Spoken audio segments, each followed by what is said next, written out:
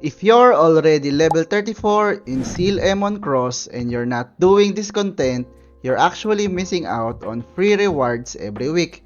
It's called the Tower of the Sage and it's one of the best solo challenges in the game. So in this video, I'll show you how it works and why you should be doing it. So let's keep it simple. The Tower of the Sage is a solo challenge mode where you climb floors by defeating enemies called Biles. Each floor gets harder and the goal is simple. Clear the floor, move up, and see how far you can go. But here's the important part. This isn't just PvE, it's also competitive. You're ranked based on how far you climb compared to other players. So how do you actually enter?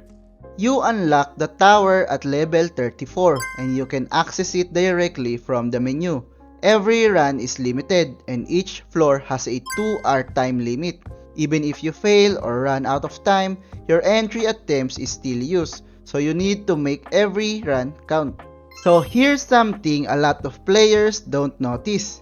Your starting floor actually depends on your progress from last week. If you climb higher before, you won't need to start from the very beginning again. You'll also receive buffs from the previous floors automatically. So the more you progress each week, the faster your future runs become. But the real key to climbing higher is this system.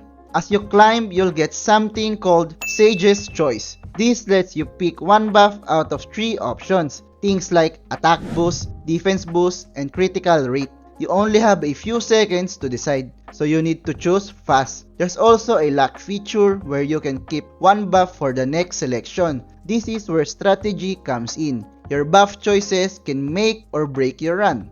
So what do you actually get from all of this? The tower resets every week and rewards are based on your progress. You get floor clear rewards, ranking rewards, and a special currency called Sage Statue. You can use Sage Statues to exchange for items through an NPC in town. So the higher you climb, the better your rewards. So if you're playing solo and want consistent weekly rewards, don't skip the Tower of the Sage. It's simple, competitive, and actually worth your time.